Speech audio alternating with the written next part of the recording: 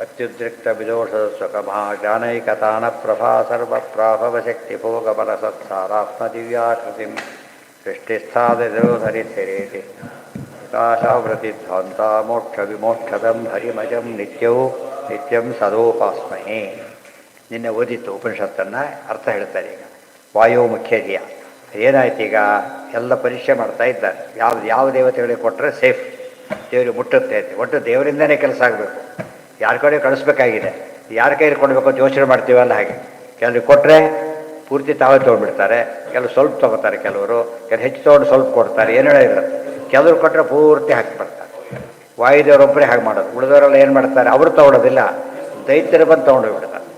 ವಾಯುದೇವರ ದೈತ್ಯ ಪ್ರವೇಶ ಇಲ್ಲ ಅಂತಿದ್ದಾಗಿದೆ, ಅದಕ್ಕೆ ಆಖಾಡಾಶ್ವಸವ ಅಂತ ಅವ್ರಿಗೆ ಹೆಸರು. ಅದು ಹೇಳ್ತಾರೆ. ಈಗ ತಸ್ಮಾತ್ ವಾಯು ಸ್ಮೃತೋ ವಿಷ್ಣು ಏನಾಯಿತು, ವಾಯೋ ಮುಖ್ಯತೆಯ ಅಖಿಲ, ಎಲ್ಲರಿಗಿಂತ ಮುಖ್ಯರು ವಾಯುದೇವರು. ಸ್ವಸ್ಯ ಮುಖ್ಯತೆಯ ತಸ್ಮಾತ್ ಪರಾಂ ತುಷ್ಟಿಂ ಗಮಿಷ್ಯತಿ, ಆಗ ದೇವರನ್ನು ಸ್ವೀಕಾರ ಮಾಡ್ತಾನೆ, ಸಂತೋಷ ಪಡ್ತಾನೆ. ಅದು ಕೆಲವರು ಹೇಳ್ತಾರೆ, ಅವ್ರ ಕೈ ಇವರೆಲ್ಲ ಕಳಿಸ್ಬಿಡಿ, ಅವ್ರ ಕೈಲಿ ಕಳಿಸಿ ಅಂತ ಹೇಳ್ತಾರಲ್ಲ. ಹಾಗೆ ವಾಯುದೇವರು ಕಳಿಸ್ಬಿಟ್ಟು ದೇವರೇ ಹೇಳಿಬಿಟ್ಟು ಅವ್ರ ಕೈಲಿ ಕೊಡಿ, ನಂಗೆ ಮುಟ್ಟುತ್ತೆ ಅಂತ ಅಶ್ಯೂರ್ ಮಾಡ್ತಾರೆ. ಅಥೋ ವಿಚಾರ್ಯ ಸಕಲೈ ದೇವೈ ಪ್ರಾಣೇ ಜನಾರ್ದನ ಉಪಾಸಿತೋ ದೈತ್ಯ ಜಯ ಕಾರಣಾತ್ ಪಾಪವರ್ಜಿತೆ. ಅದು ಪರಮಾತ್ಮ ದೈತ್ಯರ ಜಯ ಆಗಬೇಕು ಅಂತಿದ್ರೆ ದೇವ್ರ ಪೂಜೆ ಆಗಬೇಕು, ದೇವ್ರ ಪೂಜೆ ಆಗಬೇಕು ಅಂತಿದ್ರೆ ವಾಯುದೇವ್ರ ಮೂಲಕನೇ ಹೋಗಬೇಕು. ಅದನ್ನು ಹೇಳ್ತಾರೆ. ವಾಯುಪುತ್ರಂಚ ನಾಸಿಕ್ಯಂ ಅಗ್ನಿ, ಇವರೆಲ್ಲ ಏನೇನು ಮಾಡಿದ್ರು, ಅಗ್ನಿ ಅವರೆಲ್ಲ ಶುರು ಮಾಡಿ ಪೂಜೆ ಮಾಡಿದ್ರು. ವಾಗಾತ್ಮಕಂ ತಥಾ ಸೋಮಂ ಶ್ರೋತ್ರಾತ್ಮಕಂ ಚೈವ, ಸೋಮ ಶ್ರೋತ್ರ ಅಂದರೆ ಶ್ರೋತ್ರಾಭಿಮಾನಿ ಸೋಮ ಅಂತ ಅರ್ಥ. ಸೂರ್ಯಂ ಚಕ್ಷುಸ್ವರೂಪಿಣಂ, ಅದು ಬರೀ ಕಣ್ಣು ಬೇರೆ, ಸೂರ್ಯ ಬೇರೆ, ರುದ್ರದೇವರು ಬೇರೆ, ವಾಯುದೇವರು ಬೇರೆ, ನಾರಾಯಣ ಬೇರೆ. ಈ ಕ್ರಮದಲ್ಲಿ ಚಿಂತನೆ ಮಾಡ್ತಾ ಹೋಗಬೇಕು. ಸೋಮಂ ಶ್ರೋತ್ರಾತ್ಮಕಂ ಚೈವ ಸೂರ್ಯಂ ಚಕ್ಷುಸ್ವರೂಪಿಣಂ ರುದ್ರಂ ಮನಸ್ವರೂಪಂಚ ಶೇಷಂ ಚ ಅಹಂಸ್ವರೂಪಿಣಂ. ಅಹಂಸ್ವರೂಪಿ ಅಂದರೆ ಅಭಿಮಾನಿ ದೇವತೆ ಅಂತ ಅರ್ಥ. ಶೇಷ ರುದ್ರೆಲ್ಲ ಬರೋವಂಥ ಸಂಬಂಧಪಟ್ಟಂತ ತೊಗೊಂಡ್ಬಿಡ್ಬೇಕಲ್ಲಿ. ಚಿತ್ತಾತ್ಮಕಂಚ ಗರುಡಂ ಪಾಪೇನ ವಿವಿಧಸ್ವರಾನ್, ಮನಸ್ಸಿನ ವಿಭಾಗ, ಇದು ಸಾರಸ್ಯ ಇದೆ. ಸಾಮಾನ್ಯವಾಗಿ ಗರುಡಶೇಷ ರುದ್ರದೇವರು ಅಹಂಕಾರ ತತ್ವ ಅಭಿಮಾನಿ, ಅಷ್ಟು ಗೊತ್ತು ನಮಗೆ.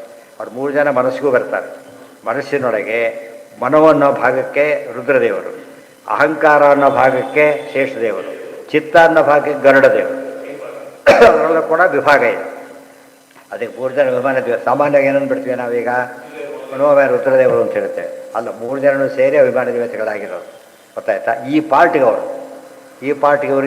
ಇರುತ್ತೆ. ನಮಗೆ ಯಾತಕ್ಕೆ ಸ್ಥೂಲ ಹೇಳಿದರು ಅಂದರೆ, ಮನೆ ತೋರಿಸ್ಬಿಡ್ತಾರೆ ಅಷ್ಟೇ, ರೂಮ್ ತೋರಿಸ್ತಾರೆ, ಯಾರಾದ್ರು ಮನೆ ತೋರಿಸ್ಬಿಡ್ತಾರೆ.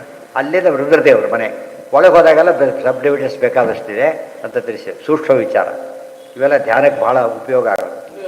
ಹಾಂ, ಅದು ಸರಸ್ವತಿ ಬುದ್ಧಿಗೆ ಇವರು ಭಾರತಿ, ಅವರು ಉಮಾದೇವಿ, ಅವರು ಸಾಕ್ಷಾತ್ ಇವರು ಭಾರತೀ ದೇವಿ.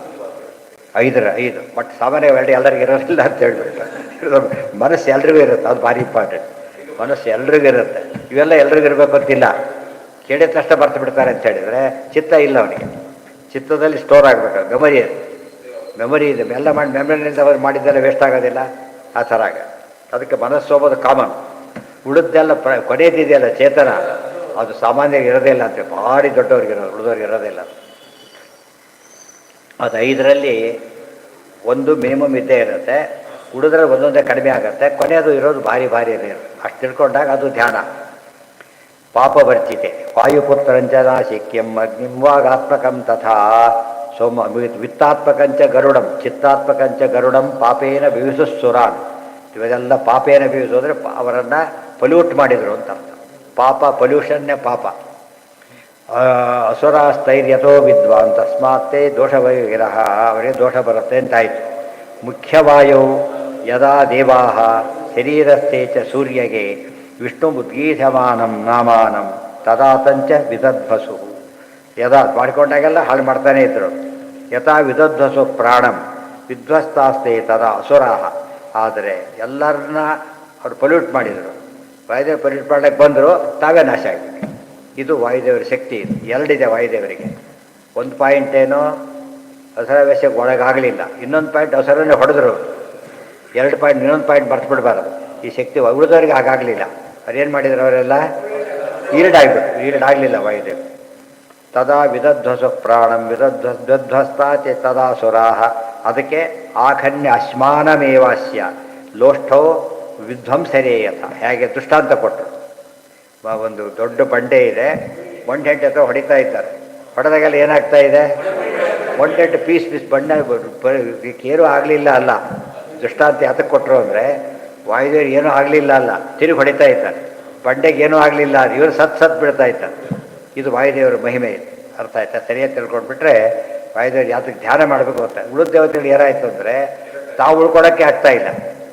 ಕೆಲವು ಬರೀ ಡಿಫೆನ್ಸ್ ಆಡ್ತಿದ್ರೆ ರನ್ ಯಾವ ಬರುತ್ತೆ ಅವನಿಗೆ, ಬಂದಾಗೆಲ್ಲ 100 ಬಾಲ್ 1 ರನ್ ಹೊಡೆದ ಬರೀ ಡಿಫೆನ್ಸ್ ಹಾಗಿರಬಾರ್ದು. ಆಪತ್ಕಾಲಕ್ಕೆ ವಾಯುದೇವರು ಡಿಫೆನ್ಸೇ ಇಲ್ಲ ಅವ್ರಿಗೆ. ಯಾತಕ್ಕೆ ಭಾಳ ಪ್ರತಿಯೊಂದು ಕೂಡ ಅಲ್ಲೇ ಹೋಗು. ಇದು ವಾಯುದೇವರು, ಇದು ವಾಯುಜೀವತ್ತು ಅಂತ ಅರ್ಥ ಆಗುತ್ತೆ. ಸುಮ್ಮನೆ ಕೂಗಿದ್ರೆ ಸಿಟ್ಟು ಬರುತ್ತೆ, ಹೇಳಿದ್ರೆ ಸುಮ್ಮನೆ ಕೂತಿರ್ತಾರೆ.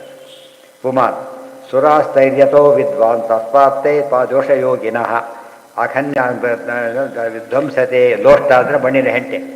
ಪ್ರತಿಮಾಂ ಪ್ರೇಯಸಿ. ಈಗ ನಮಗೆ ಯಾತಕ್ಕೆ ಮುಖ್ಯ ಪ್ರತಿಮಾ ವಾಯುದೇವರು ಅಂತ ಗೊತ್ತಾಗುತ್ತೆ. ಅವರಿಂದ ಪೊಲ್ಯೂಟ್ ಆಗೋದಿಲ್ಲ, ಪೊಲ್ಯೂಷನ್ ತೆಗೆದು ಹಾಕಿಬಿಡ್ತಾರೆ. ಅದು ಆಶ್ಚರ್ಯ. ನಾವು ಮಠದಲ್ಲಿ ಕೊಡ್ತೇವೆ ಅಂತ ತಿಳ್ಕೊಬೇಡ.